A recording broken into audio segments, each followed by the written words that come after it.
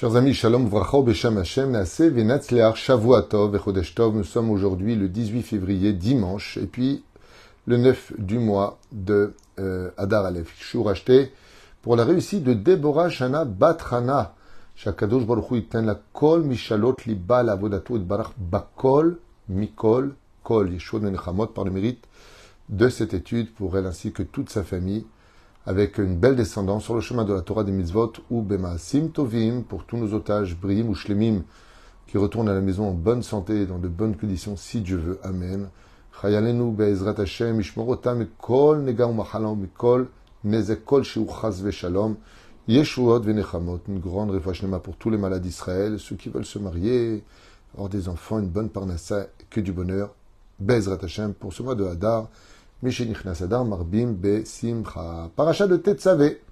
Un shiur Be'ezrat Hashem Itbarach sur une grande question de la paracha de Tetzavé qui parle essentiellement des vêtements du Kohen Gadol. Nous avions fait plusieurs shiurim sur l'importance des vêtements dans le judaïsme. La femme, par rapport à sa pudeur, sera à rendre des comptes à la fin de sa vie sur les mesures. Oui, je sais que ça agace beaucoup de gens d'entendre ce genre de choses. Mais à savoir si elle a été pudique, vraiment pudique, pas simplement au niveau des vêtements, aussi au niveau de son intériorité, de sa façon de parler, de sa façon d'exister. La pudeur n'est pas qu'un vêtement, mais le levouche, c'est-à-dire le vêtement dans le judaïsme, représente le respect qu'on communique à autrui. C'est pour cela qu'une personne qui se respecte se doit de se couvrir, tout comme un diamant est toujours couvert, tandis que les cailloux sont à la portée de tous et bien souvent dénudés de considération. Ainsi donc, Be'ezrat Hashem, si on est capable de se voir comme quelqu'un d'important, comme quelqu'un d'existant de la descendance d'Abraham, Yitzhak, Yaakov, Sarah, Rivka, Rachel et Léa, alors on se couvrira. Et qui plus belle que Sarah, qui restait toujours cachée, sans montrer sa beauté à quiconque, car c'était une femme mariée avec Dieu, avant d'être mariée avec Abraham, et mariée avec Abraham, tout en restant mariée avec Hashem. Ce qu'il y a d'extraordinaire avec les Imaot, c'est que non seulement elles n'ont jamais été influencées par la mode ni les gens, mais ce sont eux qui ont fait faire tchouva à la mode et aux gens. Et ce jusqu'à aujourd'hui. Heureuse la fille d'Israël qui marchera sur tes pas. Et de l'autre côté, les habits du Kohen Gadol sont d'une importance vraiment capitale. Nous avons conclu que dans la paracha de Shemini, où on nous annonce la mort de Nadav et Avihu, l'une des raisons pour lesquelles Dieu les a foudroyés, c'est qu'ils n'avaient pas le vêtement du Kohen Gadol. Ainsi donc, les habits, oui, jouent un rôle extraordinaire, comme je l'ai expliqué d'ailleurs récemment avec un très bon chiour que je conseille de partager, sur l'importance de porter des vêtements en l'honneur du Shabbat Kodesh, d'un talit en l'honneur du Yom Tov, par exemple. Oui, les vêtements jouent un rôle extraordinaire. Sur 3 dimensions différentes que nous avions déjà développées, mais je fais un récapitulatif rapide avant de rentrer dans les détails de notre chiour. Les vêtements se disent en hébreu de 3 façons différentes. L'uniforme, les madim. Le mot madim veut dire donc uniforme, vous l'avez compris, mais c'est bien du mot midot, qui veut dire vertu. Ainsi donc, les vêtements peuvent influencer sur tes vertus dans le bon sens ou le mauvais sens. Prenons un exemple de la Torah qui vient vanter le miracle que les habits des enfants d'Israël ne s'étaient pas déchirés une seule fois dans le désert. Et cela s'est vu comme étant quelque chose d'extrêmement minutieux de la part de Dieu. Ça veut dire que si Dieu ne veut pas une chose dans les vêtements, c'est des vêtements troués, déchirés ou autres. Regardez combien le Yetzer Hara emmène des gens à la folie en portant des vestes esquintées, déchirées, trouées, alors que la Torah se vante que les vêtements étaient restés parfaits. Pour vous dire à quel point la folie a envahi l'humanité. Dans la Torah, même à l'époque, quand j'étais enfant, quelqu'un qui avait un pantalon déchiré, on lui mettait tout de suite...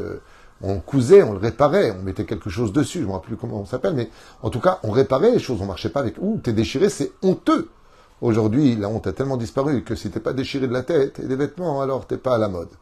Hachem et Shmor Verachem. En tout cas, dans la Torah, ces vêtements représentent les midot. Quelqu'un qui se respecte se doit d'être bien habillé. C'est un kiddush Hachem, d'être propre. Les madim expriment le lieu dans lequel tu es gardien, comme par exemple les gardiens de la paix, un soldat, un homme les rabbanim, on les reconnaît en général par leur accoutumance. Ils portent des madim qui représentent des midot. Quand on est habillé charidi, Ça ne veut pas dire que le Haredi c'est mieux que les autres, mais en général, c'est qu'on s'exprime avec un uniforme qui signifie moi je ne m'assois pas où c'est pas strictement cachère, je ne danse pas avec des femmes, je ne fais pas ceci, je ne fais pas cela, parce que je suis gardien grâce à ces vêtements-là. Comme vous le savez tous, si on voit quelqu'un danser sans juger quiconque en jeans et en Nike avec une fille au mariage, just one for the moto for the show, ça va pas étonner grand monde, même s'il a des titites et une kippa. Mais si par contre on voit un religieux avec noir et blanc et chapeau danser avec des femmes, là par contre ça devient Chilul Hashem. Et tout le monde vous le dira. C'est pas un jugement, c'est un état de fait sur le terrain qu'on peut constater. Donc oui, les vêtements se disent madim parce qu'ils viennent représenter les midot. La deuxième façon d'appeler des vêtements, c'est le mot levouche. Pourquoi? Parce que le mot levouche vient du mot boucha, qui veut dire couvre ta honte. C'est honteux de sortir comme ça. C'est honteux de se présenter de telle et telle façon. J'ai entendu récemment quelqu'un qui m'a raconté que dans une famille, je ne sais pas si c'est de chez nous ou des nations, je ne sais pas, mais ils n'ont pas de problème à la maison d'être nus, c'est-à-dire de rentrer dans la salle de bain si les parents sont nus, si la fille elle est nue, le père y rentre. Il n'y a pas de problème, il n'y a pas de tabou avec la nudité. Dans la Torah, il y a marqué Lo tegale ervat avicha ve'et vatimecha. Tu ne découvriras pas la nudité de ta tante, de ta fille, Il y a des lois dans la Torah. C'est honteux. Depuis toujours, depuis que je suis né, la notion du nudisme était quelque chose de tellement évident, c'est honteux. Rentre pas, je m'habille. Tu rentres, la fille, elle était complètement habillée. Mais je m'habille. C'était honteux. Aujourd'hui, qu'est-ce qu'a fait Yetzirah pour enlever tous ces tabous qui étaient en réalité des mesures de respect? Il a retiré la honte de monde. Et comme tu n'as plus honte de rien, eh bien, tout est permis, puisqu'il n'y a plus de conscience. Car le synonyme du mot avoir honte signifie retrouver sa confiance. Sa confiance, oui, c'est un jeu de mots, mais aussi surtout sa conscience. Donc c'est la deuxième chose, c'est-à-dire les vouches, ça vient couvrir le mot boucha. Petite bayesh, petite bayeshi. Une fille qui sortait en jupe courte avant, les parents, pas dans la Torah, disaient à leur fille, t'as pas honte de sortir comme ça? C'est des mots que j'entendais chez les non-juifs, comme chez les juifs. Aujourd'hui, tout est tombé à l'eau, malheureusement. Quoique, il faudra bien que ma chère, il savent quelque chose, de ramener, d'ailleurs, un des trucs que les gens ne savent pas, c'est que Mashiach ne vient pas ramener que la vérité sur terre, il vient ramener la honte sur terre. Pas la honte, faire honte. Il vient ramener la conscience que dans la vie, des fois, c'est honteux ce qu'on a fait, ce qu'on a dit, ou même ce qu'on n'a pas fait, et qu'on aurait pu faire. Quand on vit la dimension, comme a dit le Baal Shem Tov, celui qui ressent encore la honte de ses mauvaises actions a toutes ses chances de faire Teshuvah. Mais s'il n'a plus honte, il a perdu le chemin qui mène à la Teshuvah. Et le troisième mot, c'est Beged, celui le plus connu en Israël, le mot Begadim, qui veut dire habillement. Et lui vient du mot Boged, Bogdim, qui veut dire ceux qui ont trahi, car effectivement, les vêtements ont commencé à exister dans la Torah tout de suite après la faute originelle, où Dieu fit des vêtements de peau pour Adam et Ève, les premiers vêtements, car avant, ils étaient nus. Même si tout ça reste sous aspect très, très ésotérique, malgré tout, dans le Pshat, c'est là-bas que les vêtements interviennent. Ce qui fait que les vêtements dans le judaïsme, oui, sont très, très importants. Une femme ne doit pas porter des couleurs vives, rouges, pour ne pas attirer l'œil. On doit être absolument pudique. Je m'en vais rachem. Je vous dis, c'est une folie. Vous savez quand est-ce qu'on déchire des vêtements chez nous? Quand on est en deuil. Juste que vous compreniez un petit peu ce que c'est de porter des vêtements troués. Mais bon, j'en ai dans ma famille qui les portent, donc c'est pas moi de donner des leçons. Mais ce qui est sûr, c'est que j'arrive pas à comprendre. Et donc, parmi tous ces vêtements, chez le Kohen Gadol, c'était un petit peu quand même folklorique, on peut l'avouer. Un chapeau bizarre qui montait, le Kohen Ediot, il avait un chapeau qui montait sur le tutu, hyper long. C'est vrai, les habits, ils étaient un petit peu folkloriques. Pourquoi? Pour justement se distinguer des nations, se distinguer du peuple, de par lui-même, être le Kohen Gadol. Bon, ok. Alors, il y avait des couleurs, il y avait 4 vêtements chez le Kohen Ediot, 8 vêtements chez le Kohen Gadol, tout ça va très bien. Et quand on approfondit un tout petit peu, on va rentrer par contre dans des sujets au niveau de ce que l'on appelle les habits du Kohen Gadol, qui demandent un peu de réflexion. Et c'est ce que j'aimerais partager avec vous pour commencer ce shiur, que je trouve très important aussi, parce qu'il est très moraliste. Vous savez que la Torah, une fois de plus, comme on l'a dit dans le shiur précédent, vient nous donner cette extraordinaire force de vivre n'importe quel sujet. Et peu importe qui tu es, où tu te trouves, en tant que juif, tu as toujours un message pour toi dans les parachutes. Comme le dit la 17e Mishnah du premier chapitre de Masechet Avot, Rabban Shimon ben Gamliel Omer, Lo hamidrash haikar et la hamaase. Ce n'est pas l'étude qui compte, c'est ce que tu en fais. Si je m'adresse à la parashat Tetzavé, il n'y a rien qui me concerne. Je ne suis ni Kohen Gadol, ni Kohen Idiot, un Kohen normal. Donc, en quoi, moi, personnellement, à part le fait de m'apporter de la connaissance sur les habits du Kohen Gadol, je pourrais me sentir quelque part concerné. Oui, car, comme on l'a expliqué dans beaucoup de shiurim, chaque vêtement venait réparer une des fautes, que ce soit de l'idolâtrie, du lashon hara, ou toute autre chose, de l'inceste, le meurtre. Chaque vêtement jouait un rôle de réparation. Donc oui, quelque part, je peux m'y retrouver.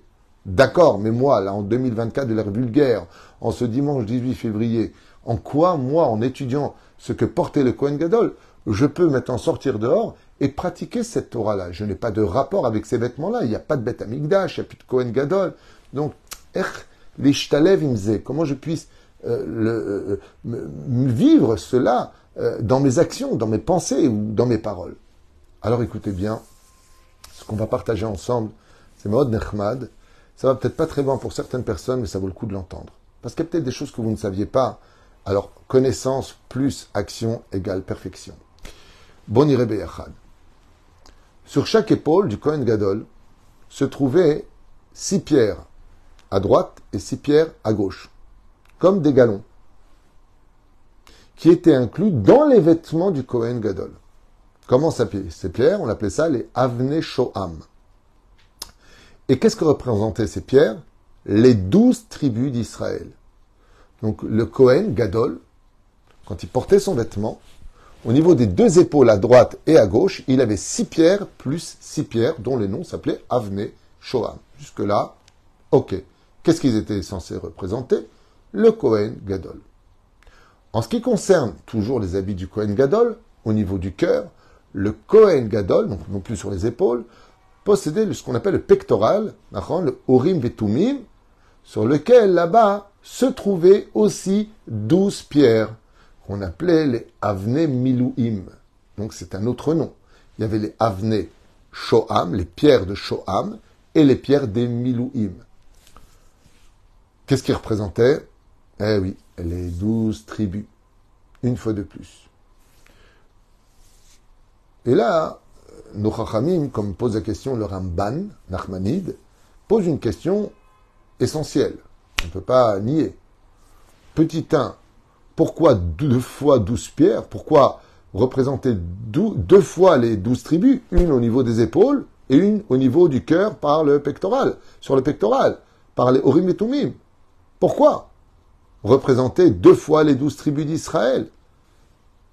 Pierre, deuxième chose, pourquoi donner 2 appellations au niveau des pierres? Avnei Shoham pour les épaules, Avnei Miluim pour le torse. Pourquoi donner 2 noms? Quelle différence y avait-il? Alors, première explication qu'explique le Ramban, Nachmanide, c'est que les pierres qui étaient sous le vêtement, sur les épaules du Kohen Gadol, on appelait Avnei Shoham, quelle différence? C'était des pierres qui étaient travaillées, taillées de façon minutieuse, avec des formes précises pour être placées sur les épaules. Des efforts inouïs avaient été mis en pratique sur ces pierres. Tandis que les Avnei Miluim, celles du pectoral du Kohen Gadol, qui représentaient aussi les 12 tribus, étaient posées à l'état pur, sans aucune intervention d'un artiste quelconque sur de les rendre plus lisses, de leur donner des formes, de les shum davar, telles qu'elles étaient, on les posait à l'état pur. Comme ça explique Nachmanide, sur les Avnei Miluim. Les pierres sur les épaules et sur le cœur du Kohen Gadol symbolisent pas simplement les 12 tribus, mais elles symbolisent aussi à l'image des grades que se mettrait une personne, un capitaine, un général, un commandant, peu importe, sur les épaules, les avanim que nous avions sur les épaules représentent les dirigeants de ce monde. Donc le Kohen Gadol, ça peut être aussi le Kohen Idiot, ça peut être un gabaï de synagogue, ça peut être un patron de société, un père pour ses enfants, ça peut jouer tous les rôles qu'on puisse, un assis de synagogue, un rab de Kehila, la liste serait très longue. Ou même jusqu'au Yehudi, le plus pachout quelque part, mais qui puisse intervenir au sein de son peuple.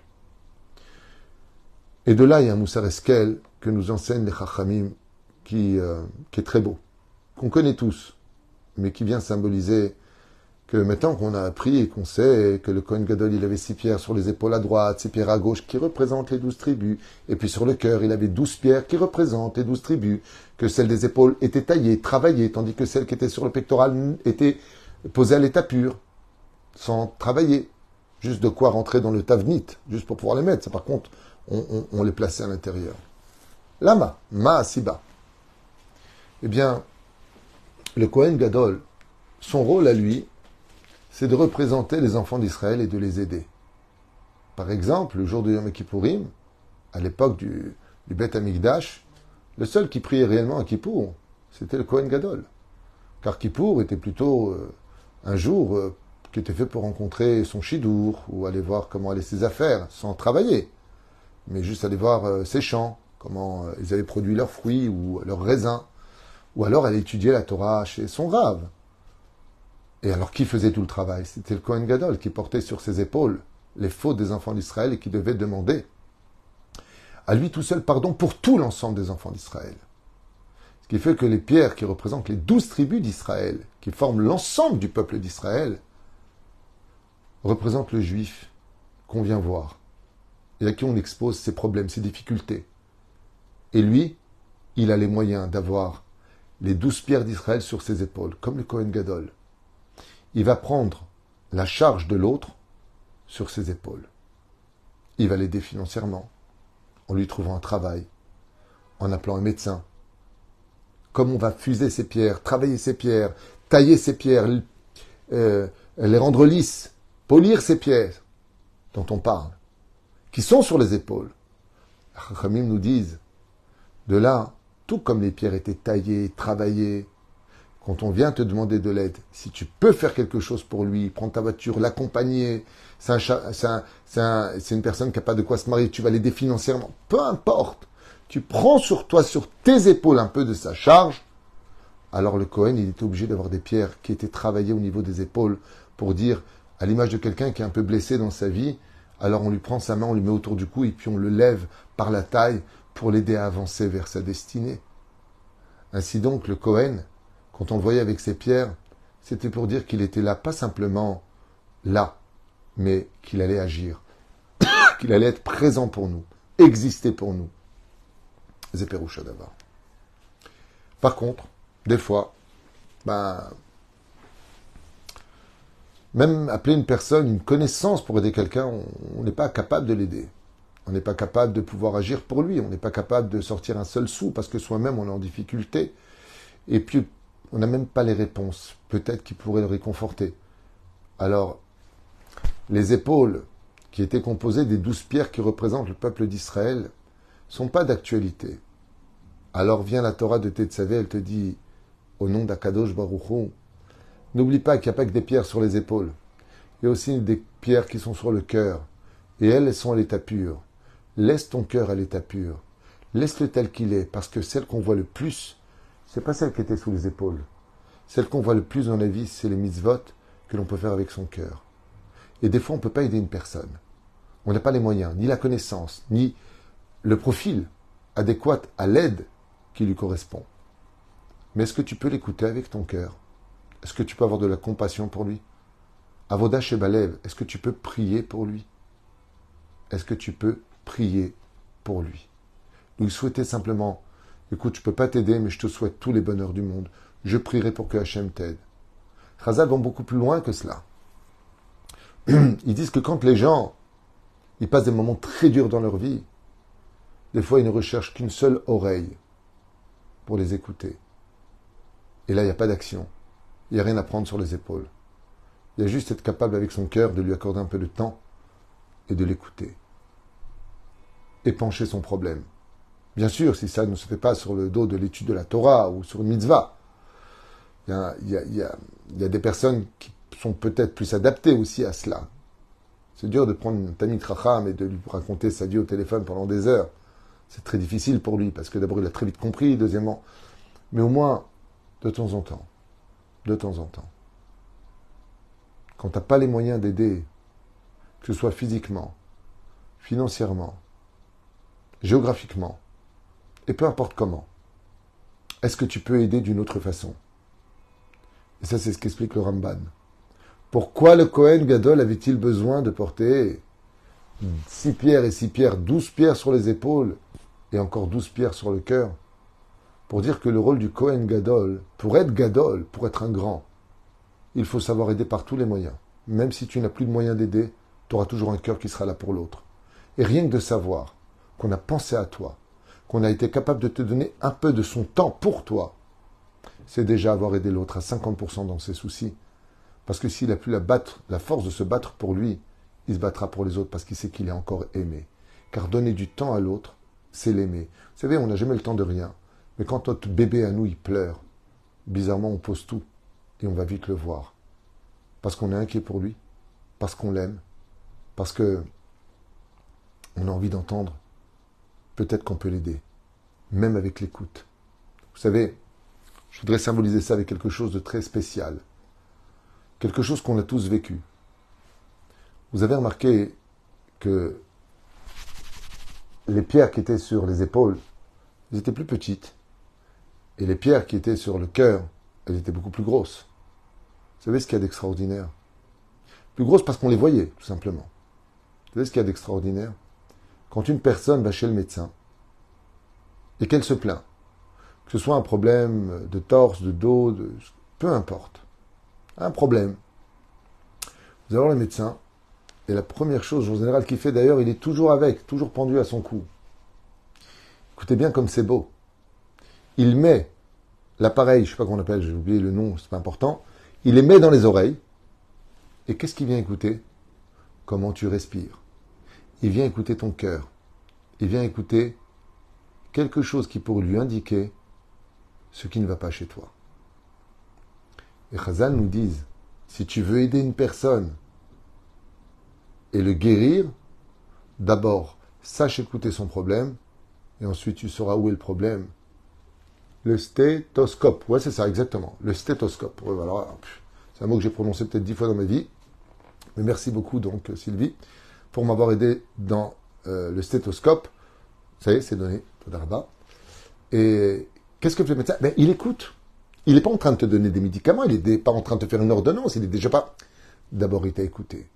Ce qui fait qu'il fallait... Et les Urim et Tumim sur le Kohen Gadol, qui était symbolique de « je suis là pour t'aider avec mon cœur », et les pierres sur les épaules pour dire « je vais aussi t'aider physiquement, financièrement, géographiquement, avec mes connaissances, tout ce que je pourrais faire pour t'alléger dans ta charge, je serai là pour toi. » Et là, c'est un message qui s'adresse à nous tous, à n'importe quelle époque. Pourquoi? Parce que Dieu nous dit, vous êtes tous, même les Chet Kohanim, nous l'avons lu. Vous êtes une assemblée de Kohanim. Toi aussi, tu peux porter sur tes épaules un peu des problèmes de l'autre et de l'aider. Toi aussi, tu peux un peu donner de temps à écouter et à essayer de remonter le moral. Toi aussi, tu peux faire quelque chose de petit. Et si tu le fais, alors pour Dieu, même si tu n'es pas physiquement le Kohen Gadol, même si tu n'es pas réellement le Kohen Gadol, grâce à ces pierres que tu as retirées du cœur de l'autre, alors sache que, pour Dieu, tu es un petit, grand Kohen Gadol. Baruch Adonai Leolam. Amen ve Amen.